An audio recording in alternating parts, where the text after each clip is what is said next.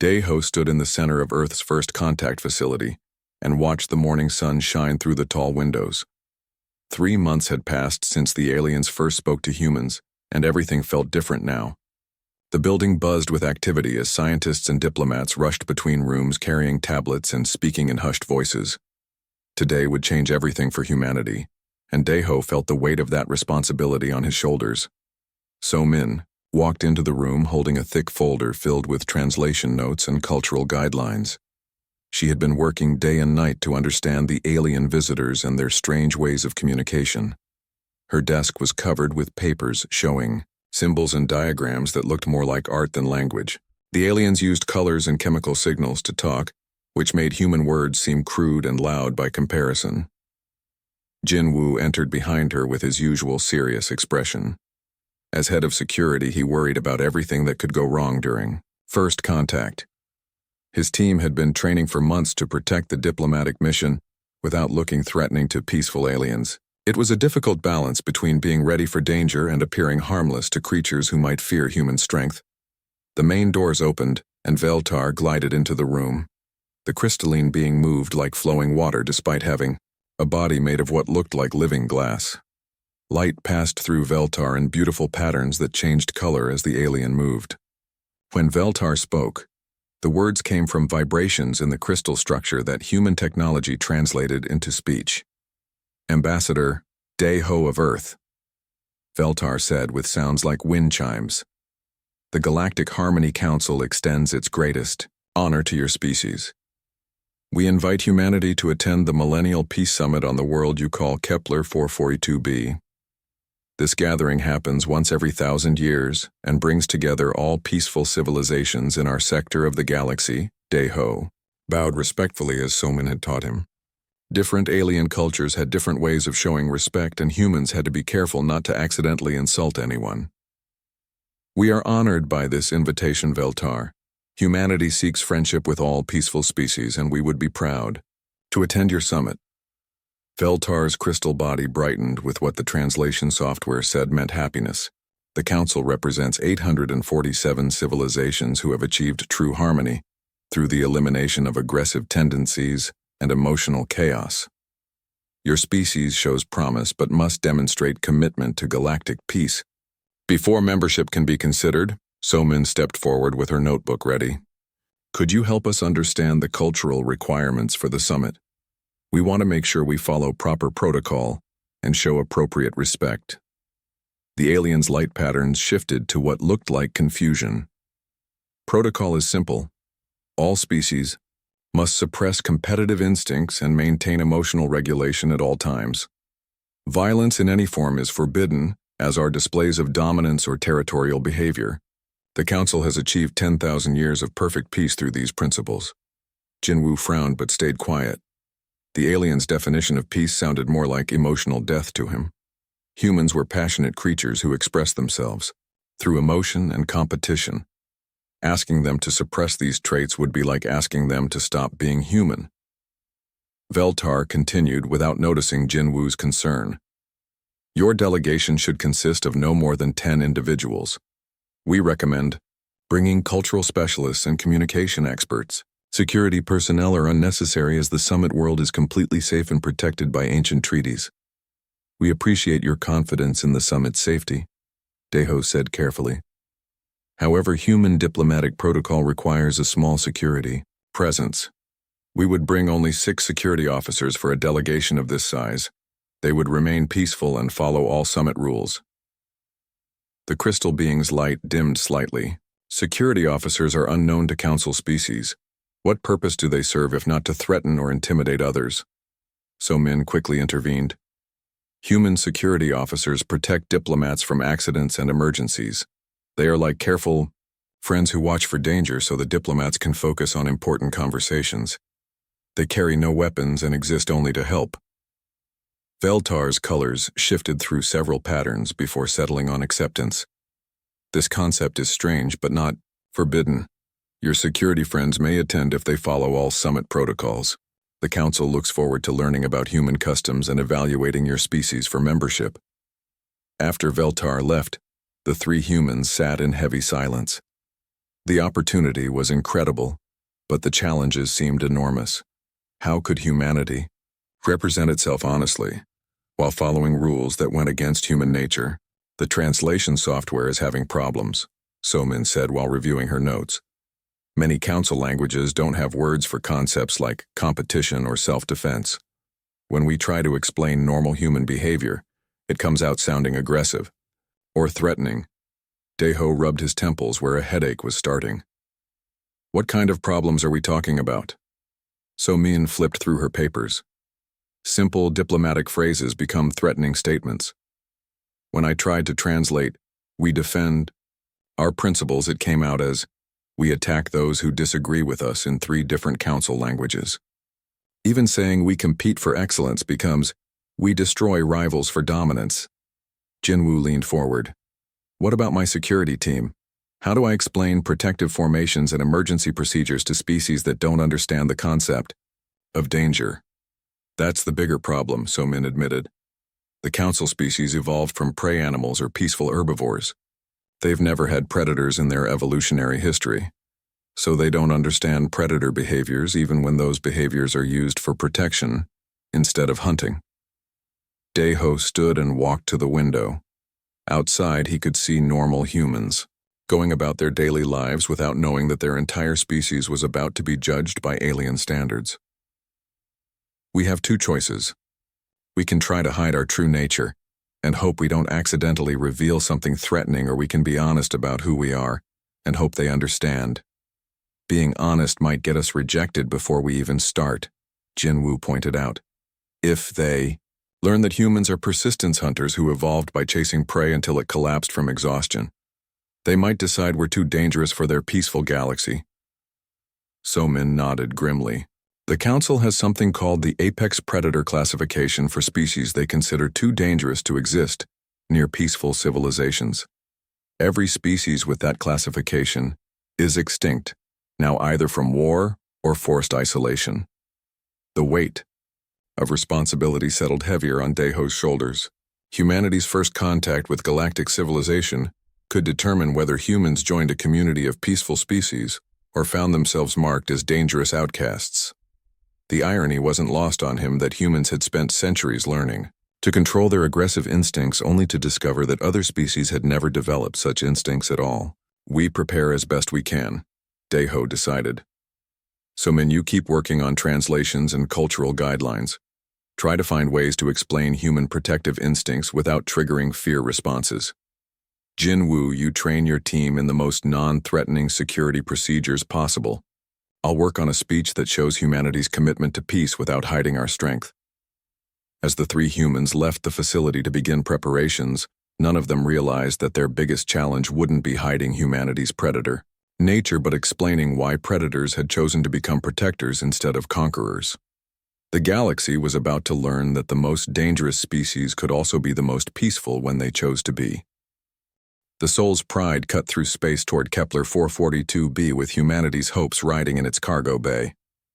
Daeho stood on the bridge watching stars streak past while his mind worked through the diplomatic challenges ahead. 2 weeks into their journey, and So-Min still struggled with translation problems that seemed to get worse instead of better. Every attempt to make human behavior sound peaceful somehow made it sound more threatening to council ears. So-Min sat surrounded by holographic displays showing alien language patterns and cultural data. The council had provided extensive files about proper behavior, but reading them felt like trying to solve a puzzle with missing pieces. The more she learned about council species, the more she realized how different humans were from every other intelligent life in the galaxy. Look at this, So-Min called to Daeho while pointing at a translation matrix. The Kulathi use chemical signals to communicate emotion, and the Zephyri change colors to show their thoughts. When humans raise their voices during conversation, it translates as a chemical attack signal to the Kulathi and aggressive display colors to the Zephyri. Daeho walked over to study the display. So normal human conversation looks like warfare to them. Worse than that, So-Min said while pulling up more files. The Athali are empathic and they feel emotions from other species. Human emotions are apparently much stronger than anything they've experienced before. Our normal happiness feels like manic excitement to them, and our normal concern feels like overwhelming fear.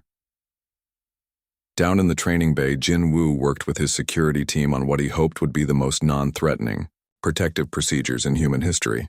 His 6 officers stood in formation, while he explained how to look harmless while staying ready for emergencies. It was the strangest training session of his career. "Remember, we're not guards, we're helpers," Jin Woo told Hyun-sik, who was practicing. Casual poses that could quickly become defensive positions. No military bearing, no alert stances, and absolutely no scanning for threats. "We have to look like friendly companions who just happen to be very observant." Yoon-ji raised her hand. "What if there actually is a threat? Do we protect the ambassador? Or do we follow council protocols about nonviolence?" Jin Woo had been dreading that question. "We protect the ambassador, but we do it in the least threatening way possible. No aggressive movements, no intimidating formations, and no weapons of any kind. We rely on positioning and communication instead of force." Taewon looked confused. "How do we position ourselves protectively without looking like we're forming attack patterns?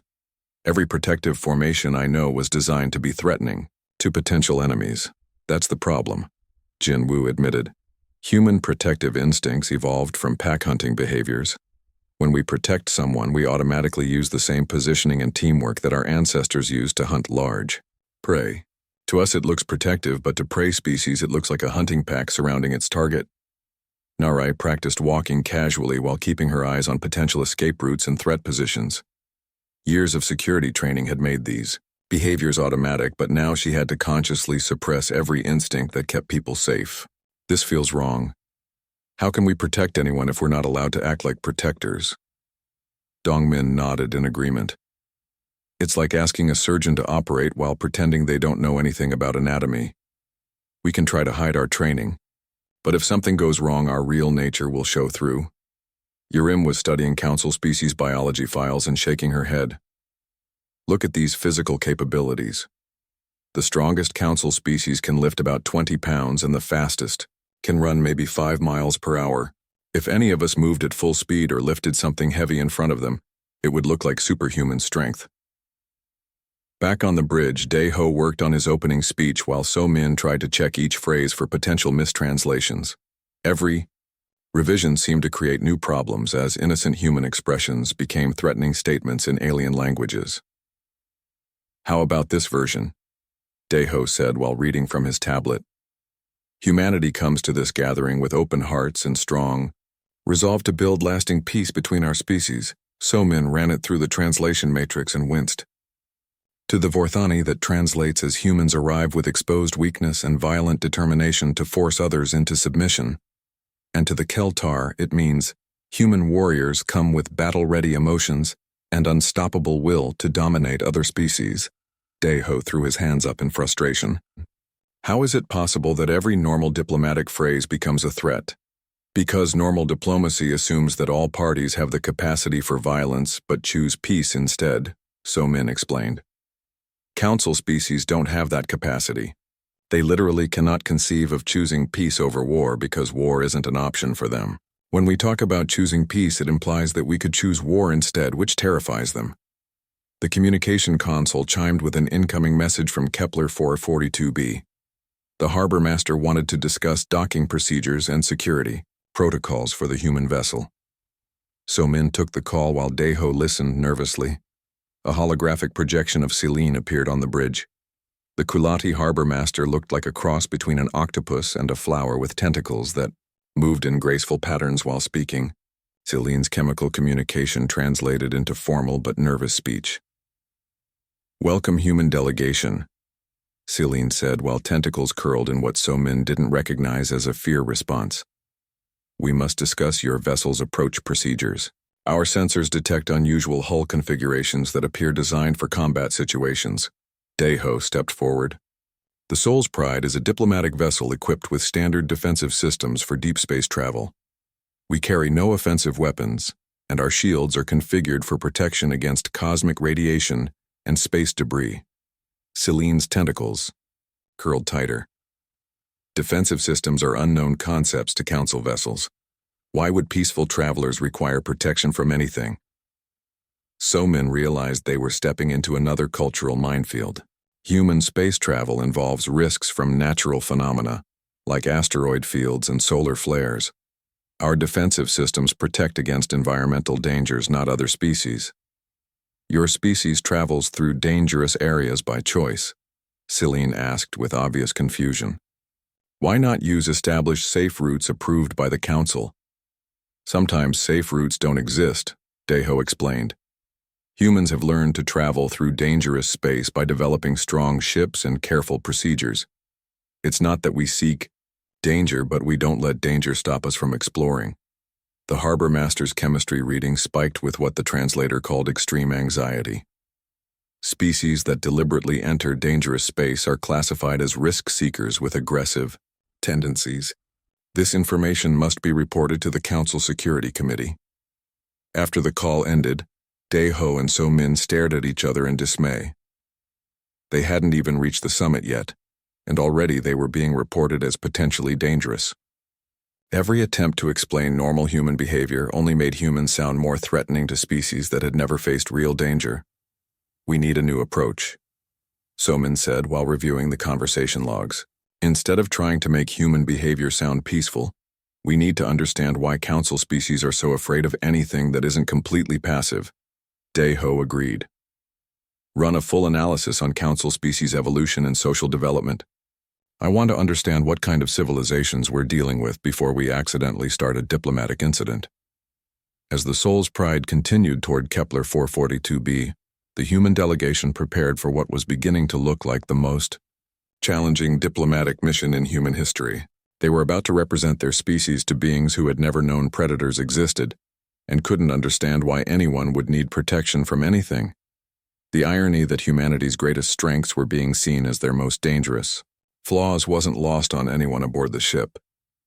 Down in the training bay, Jin-Woo gathered his team for one final briefing. Remember, we're not just representing human security forces. We're representing the concept that strength can be used to protect instead of destroy. If we do this right, we might teach the galaxy something new about the relationship between power and peace. The crystal spire of Kepler 442b rose from the planet's surface like a mountain made of diamond and light. Deho stared through the shuttle's viewport at the impossible structure that would host humanity's first diplomatic meeting with galactic civilization. The building seemed to grow from the ground itself with walls that caught starlight and turned it into rainbow patterns that danced across crystalline surfaces. It was beautiful and alien, and completely unlike anything humans had ever built. The shuttle bay opened to reveal a gathering space filled with the strangest collection of beings Deho had ever imagined. Council representatives moved through the area in ways that defied human understanding of biology and physics. Some floated like living clouds, while others skittered on dozens of legs or flowed like liquid across the floor. The air itself shimmered with chemical signals and electromagnetic communications that human senses couldn't detect. Jin-Woo stepped out of the shuttle first to scan for potential threats before remembering that such behavior would be seen as aggressive by the Council species. He forced himself to look casual while his training screamed at him to secure the area and establish protective positions. Behind him, his team emerged with practiced discipline that looked like military precision to any observer who understood tactical movement. Hyun-sik automatically moved to cover the left flank while Yoon-ji took the right side.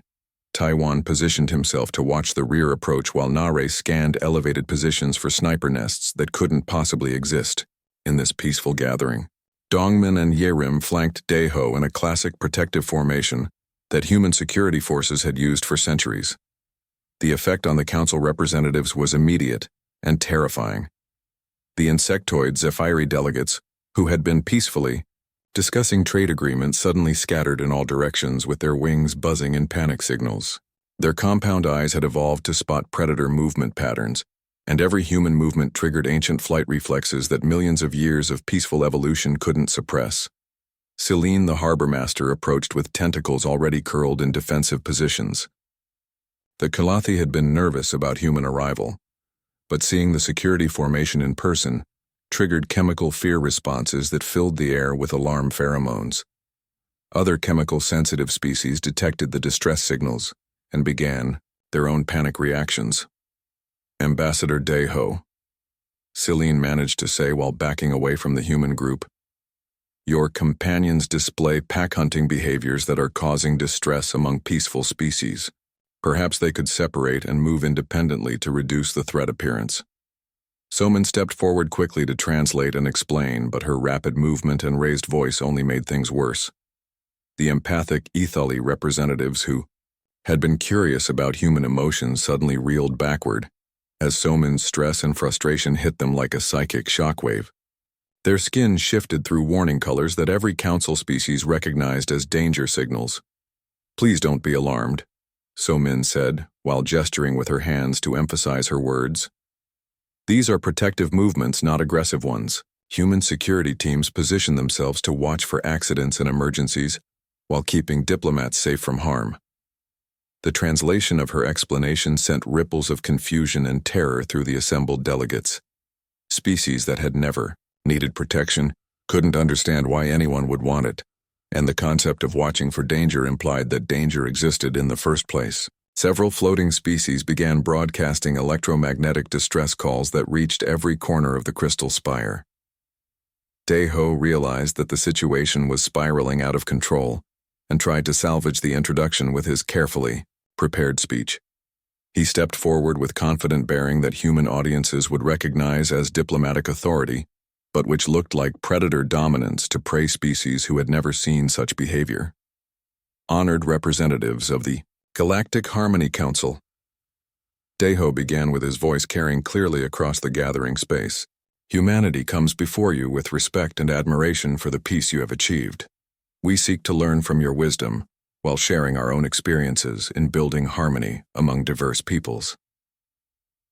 The translation systems worked frantically to convert his words into hundreds of different languages, but the cultural context problems that So Min had worried about turned diplomatic courtesy into threatening declarations. His phrase about coming with respect translated as arriving with submission demands in 3 languages and threats of conquest in 5 others. When Deho mentioned humanity's determination to defend peace, the translation became even worse. The concept of defending anything required the ability to attack something else, which implied that humans possessed weapons and were willing to use them. His reference to killer instincts for diplomacy became literal statements about killing to achieve dominance in several council tongues. The gaseous Premier Zixandra began broadcasting urgent electromagnetic warnings to all council species while flowing rapidly toward emergency communication systems. The Premier had never encountered a species that spoke of peace and war in the same sentences, and couldn't understand how any civilization could be both peaceful and capable of violence. Taiwan noticed a ceremonial crystal starting to fall from a display stand and caught it reflexively before it could shatter on the floor. The movement was casual and effortless for a human, but the crystal weighed nearly 50 pounds and represented several months of artistic work by the Keltar craftsman who had created it. To the assembled council species watching a human casually catch something that would require their entire body strength to lift was like watching a giant play with boulders. The Keltar artist who had made the crystal began making high-pitched sounds that the translators identified as terror mixed with disbelief. Several other species backed away from Taiwan as if he were a dangerous predator who might decide to demonstrate his strength on living beings instead of artwork. Thank you for catching that, the Keltar artist whispered while trembling. Such strength could crush any of us without effort. How do you control such power without destroying everything around you? Taiwan looked confused. It wasn't that heavy, and I was just being careful not to let it break. Humans learn to control our strength from childhood, so we don't accidentally hurt anyone or damage fragile things. The concept that humans possessed such strength that they had to consciously control it to avoid causing destruction was perhaps the most terrifying thing the council species had heard yet. The implication that human children were taught power control suggested that even young humans were dangerous by council standards. Emergency alarms began sounding throughout the crystal spire as automated systems detected stress pheromones, electromagnetic, panic signals, and chemical fear responses from hundreds of council representatives. The building's safety protocols activated containment fields and isolation barriers to separate different species until the crisis could be resolved. Jinwoo's team immediately moved to protective positions around Daeho when the alarm sounded. But their smooth coordination and instant response to potential threats looked like a military unit preparing for combat. Security cameras recorded every movement as evidence of human aggressive capabilities, while Council observers tried to understand what they were witnessing. "We need to separate the humans immediately." Premier Zixandra's electromagnetic communication reached all Council species simultaneously. "These beings display characteristics consistent with apex predator classification. Emergency containment protocols are now in effect until we can determine their threat level." Celine approached cautiously with a squad of Council peacekeepers who looked more like floating flowers than any kind of security force humans would recognize. "Ambassador Daeho, please come with us for protective custody while the Council reviews your species classification. Your companions must be isolated separately to prevent pack coordination." So Min tried desperately to explain that humans were peaceful and meant no harm, but every word she spoke was translated into threats or dominance displays. The very act of trying to negotiate their release was seen as predator manipulation tactics by species who couldn't conceive of using words to achieve goals through anything other than honest cooperation. As containment fields surrounded the human delegation, Daeho realized that first contact had become a complete disaster. Everything humans considered normal social behavior was being interpreted as evidence of their dangerous nature, and every attempt to explain themselves only made things worse. The galaxy was about to classify humanity as too dangerous to exist in civilized space, and there seemed to be nothing they could do to change that outcome. The irony wasn't lost on Daeho that humans had traveled across space seeking peace only to be imprisoned for being too good at achieving it through strength rather than weakness. As the containment fields activated, he wondered if humanity would ever get the chance to prove that predators could choose to be protectors instead of destroyers.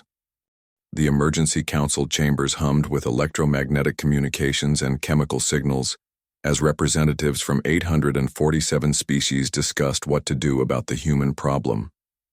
Daeho sat in a containment field that felt more like a zoo exhibit than diplomatic quarters, while council observers studied his every movement through sensor arrays that could detect heartbeat patterns and stress hormones. The irony of being caged for the crime of being too capable of violence wasn't lost on him. So Min worked frantically at a translation console that had been provided for human use. Through the monitoring system, she could hear fragments of the council debate, and each piece of information made her heart sink further.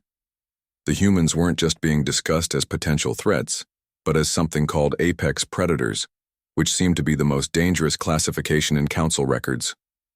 "Listen to this," Somin called to Daeho while accessing archived files about apex predator species.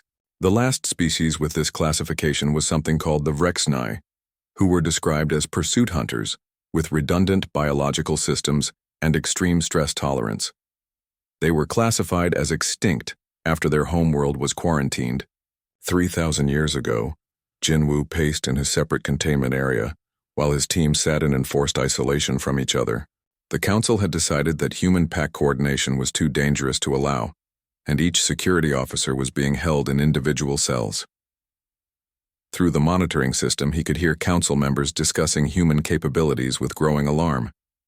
"Evidence shows that human vessels carry defensive weapons, and their delegation demonstrates advanced tactical coordination," came Premier Zixandra's translated voice through the speakers. "Biological scans reveal redundant organ systems, rapid healing capabilities, and stress response patterns consistent with Death World survivors." Hyunsik looked up from where he had been doing push-ups to stay in shape. Death World survivors. That sounds ominous. Yoonji was reading through the cultural files they had been given and shaking her head. According to this, only 3% of habitable worlds in the galaxy are classified as death worlds.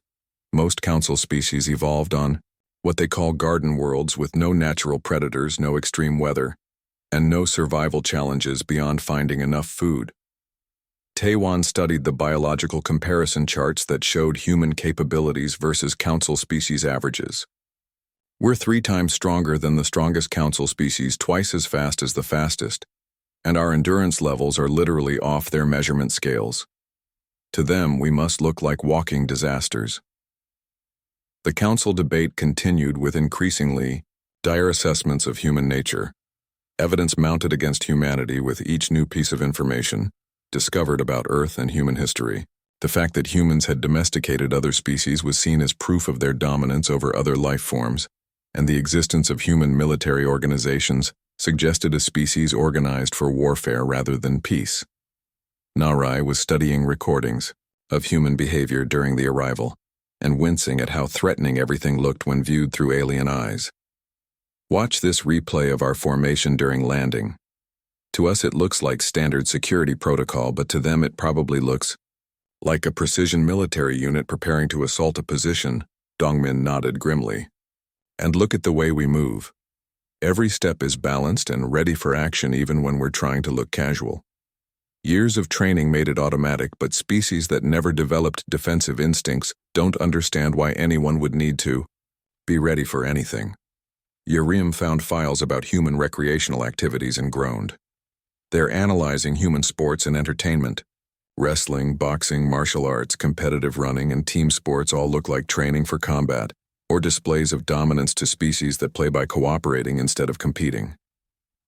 In the main chamber, Premier Zixandra was presenting evidence to the full council about human threat potential. The electromagnetic communication reached every species simultaneously as the Premier outlined the case for classifying humans as too dangerous for galactic civilization. Observe their pack coordination. During crisis response, the Premier broadcast, while showing recordings of the human security team reacting to the alarm. 6 individuals move as one unit with no verbal communication required. This suggests hive mind capabilities or telepathic coordination, both of which are classified as apex predator traits. Council members throughout the chamber responded with their species equivalent of fearful agreement. The concept of beings who could coordinate without speaking triggered evolutionary memories of hunting packs in the few species whose ancestors had survived such encounters. So Min managed to access more of the debate recordings and discovered something that made her blood run cold. Daeho, they're not just discussing containment anymore. There's a faction pushing for immediate quarantine of the Sol system, and another group suggesting more extreme measures. What kind of extreme measures?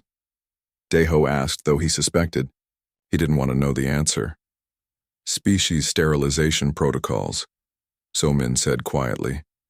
According to these files, the Council has used them 12 times in the past 10,000 years against species deemed too dangerous to exist.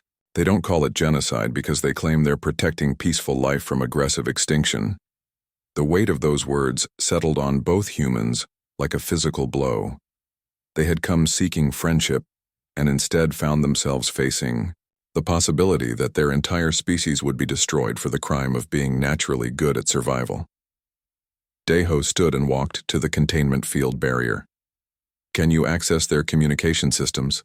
I need to request a private meeting with Premier Zixandra. I can try, but they might see any communication attempt as manipulation or threat display, So Min warned while working at the console. Remember that to them, negotiation implies the ability to take something by force if talking doesn't work. The request went through, and after several minutes of electromagnetic discussion, the Premier agreed to meet with Daeho under maximum security conditions. Jinwoo insisted on accompanying the ambassador for protection, which only reinforced Council fears about human pack behavior and dominance displays. Hyunsik and Dongmin were selected to complete the human delegation, which looked like a show, a force to Council observers who couldn't understand why anyone would need multiple representatives for a simple conversation. To humans it was basic diplomatic protocol, but to aliens, it appeared to be a dominant predator bringing subordinates to intimidate rivals.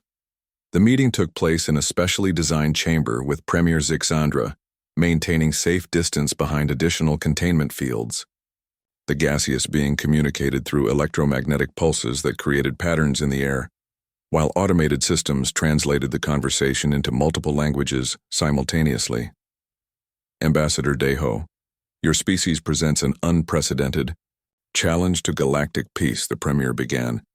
Never before have we encountered beings capable of such violence who claim peaceful intentions. How can the Council trust creatures whose very nature contradicts their stated goals? Daeho tried to explain that human capacity for violence didn't mean humans desired violence, but the translation systems struggled with concepts that didn't exist in Council languages. How could you explain choosing peace over war to species who had never had the option of war in the first place? Our strength comes from protecting others, not from destroying them, Deho said carefully. Humans learned long ago that cooperation achieves more than conflict, and we use our capabilities to defend those who cannot defend themselves. The Premier's electromagnetic patterns shifted to confusion and disbelief. You claim to use violence to prevent violence. This paradox has no meaning in Council understanding. How can destruction create protection? Jin Wu stepped forward to support his ambassador. Sometimes bad people try to hurt good people and someone needs to stop them. Human security exists to stand between innocent people and those who would harm them. The concept that anyone would actively try to harm innocents was so foreign to Council, thinking that the translation systems couldn't properly convey it. In a galaxy where all intelligent species had evolved from peaceful herbivores, the idea of predation extending to sapient beings was literally unthinkable. Dongmin tried a different approach. Think of us as shepherds who protect flocks from wolves, except we protect all peaceful species from anything that might threaten them. The Premier's response was immediate and terrifying. You admit to predatory nature while claiming protective behavior. This confirms our assessment that humans are apex predators attempting to infiltrate peaceful civilization through deception. The threat to galactic harmony is immediate and extreme. As the meeting ended with no progress toward understanding, Deho realized that the cultural gap between humans and Council species might be impossible to bridge. How could predators prove they had chosen to become protectors to beings who couldn't conceive of either predation or the need for protection? The full Council assembly gathered in the Crystal Spire's main chamber to vote on humanity's fate while Deho watched through security feeds from his containment cell. 847 species had sent representatives to decide whether humans would be welcomed into galactic civilization or quarantined permanently in their home system. The debate had raged for hours, with most species supporting immediate isolation and a growing faction pushing for more extreme measures. Narai studied the assembled Council members through the monitoring systems and made an observation that changed everything. Look at them carefully, she said to her fellow security officers. Notice anything strange about the species representation? Yunji examined the biological data files while watching the live feeds. They're all herbivores or filter feeders or energy absorbers. I don't see a single species that evolved from predatory stock anywhere in the entire Council. Taiwan pulled up evolutionary history files for several Council species and confirmed Nare's suspicion. The Kulathi evolved from reef creatures that filtered nutrients from water. The Zephyri descended from tree-dwelling fruit eaters. The Ithali developed from moss-like organisms that absorbed energy directly from there. Sun Hyunsik found the pattern repeated across every species file he examined. 847 civilizations, and every single one evolved from prey animals or passive organisms. Not one predator species anywhere in the Council. The realization hit them all simultaneously. The Council hadn't invited humanity, despite their predator nature, because they didn't know predators could achieve sapience and spaceflight. In a galaxy where only herbivores had developed intelligence, the very concept of a peaceful predator was impossible to understand. So Min accessed the Council's first contact protocols and found confirmation of their theory. Look at this. The key. Council's detection methods for new civilizations only monitor for peaceful electromagnetic signatures and cooperative social patterns. They literally can't detect predator species because they don't know what to look for. Yerim connected to the communication network and tried to reach Deho with their discovery. Ambassador, we figured out why they can't understand us. They've never encountered a predator species before because their detection methods can't find civilizations that developed from hunters. Dongmin was reading through historical records of extinct species and found disturbing patterns. The apex predator classifications in their files aren't species that attack the Council. They're species the Council discovered and destroyed because they were afraid of what predators might do. As the security team shared their findings, the Council vote proceeded toward an inevitable conclusion.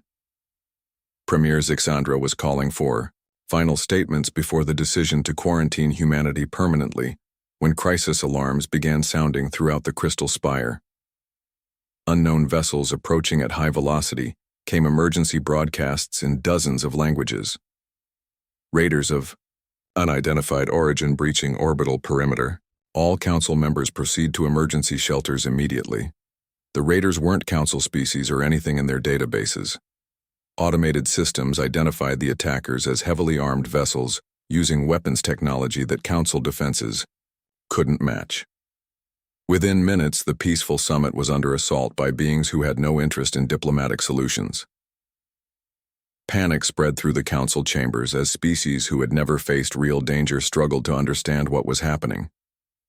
Their emergency protocols involved hiding and hoping the problem would go away, because they had no concept of active defense against hostile forces.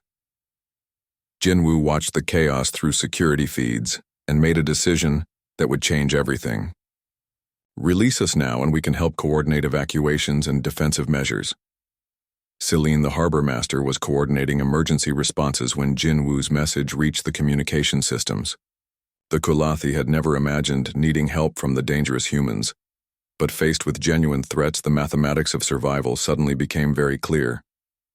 Emergency release authorized for human security personnel. Celine announced while containment fields deactivated. Unknown if humans can be trusted but certain that Council species cannot handle this crisis alone, Jinwoo's team moved into action with smooth efficiency that transformed from threatening display to brilliant crisis management. In the space of heartbeats, their pack coordination became evacuation logistics as they organized panicking Council members into orderly groups and guided them toward emergency shelters. Hyun-sik took charge of the Zephyri delegation and used calm authority to override their flight instincts. Stay together and follow me to the nearest shelter. I'll make sure nothing happens to any of you. Yoonji coordinated with station security systems to track raider movements and predict their assault patterns. Her tactical training that had seemed so threatening before now proved invaluable for protecting innocent civilians from real predators. Daeho found himself working directly with Premier Zixandra to coordinate station-wide defensive measures. The irony that humans were now protecting the very beings who had voted to destroy them wasn't lost on either species. Your vessels have defensive capabilities, the Premier communicated urgently. Can they assist with orbital defense against these raiders? The Soul's Pride can coordinate with your defense platforms, Daeho confirmed while Jinwoo's team established protective perimeters around civilian areas. Our ship was designed to handle dangerous space and dangerous situations. Taewon demonstrated human strength, not as a threat, but as a rescue tool, when a structural collapse trapped several Keltar delegates.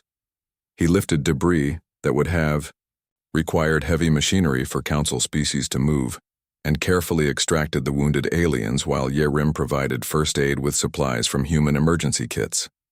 Na-Rae established communication with human pilots aboard the Soul's Pride and coordinated precise defensive strikes against raider vessels. The same tactical instincts that had frightened Council observers now proved essential for protecting the summit from genuine threats. Dong Min worked with Council security forces to identify raider weaknesses and develop countermeasures. His predatory understanding of attack patterns allowed him to predict enemy movements in ways that peaceful species never could. The raiders expected easy prey when they attacked the Council summit, but instead found themselves facing coordinated resistance from humans who understood both protection and warfare. Within an hour, the threat was neutralized and the attackers were either destroyed or fleeing toward unknown space. As calm returned to the Crystal Spire Council members who had been voting to quarantine humanity, found themselves surrounded by the same humans who had just risked their lives to protect aliens they barely knew. The cognitive dissonance was overwhelming for beings who couldn't understand why predators would choose to defend prey. Premier Zixandra approached Daeho with electromagnetic patterns that translated to profound confusion mixed with gratitude. Humans demonstrated apex predator capabilities during the crisis, but used them to protect Council species rather than exploit our weakness. This behavior contradicts all understanding of predator nature. Somin finally had the context she needed to bridge the cultural gap. Premier, the Council has never encountered predator species that chose protection over predation. You've been judging us by standards that assume all capable beings must be dangerous beings. Daeho seized the moment to explain humanity's true nature. We are predators by evolution, but protectors by choice. Our strength exists to defend those who cannot defend themselves, and our weapons exist to stop those who would harm innocents. Jinwoo gathered his team and demonstrated the same coordination that had terrified Council observers hours earlier. But now the Council could see that human pack behavior was protective teamwork, rather than hunting coordination when it was used to shield others from harm, instead of stalking prey. The Council must reconsider its classification systems. Premier, Zixandra announced to the Assembly. Humans represent something unprecedented in galactic history, a predator species that evolved beyond predation while retaining predatory capabilities for defensive purposes. The vote that followed was unanimous, in ways that Council votes had never been before. Humanity was granted not just membership in the Galactic Harmony Council, but a unique role as guardians of the peace. For the first time in galactic history, a predator species would be trusted to protect the peaceful civilizations of known space. Celine approached the human delegation with tentacles uncurled and chemical signals broadcasting respect instead of fear. The Council has learned that capability for violence and desire for violence are different things. Humans possess the first while rejecting the second. As the summit concluded, and representatives prepared to return to their homeworlds, Daeho reflected on the strange path that had brought humanity from suspected threats to trusted guardians. The galaxy had learned that sometimes the most effective protectors were those who were born to hunt, but chose to heal instead. So Min began working on new translation protocols that would help identify other predator species who might have achieved civilization through paths similar to humanity's. The galaxy was vast and possibly full of beings who had been overlooked because their nature didn't match Council expectations.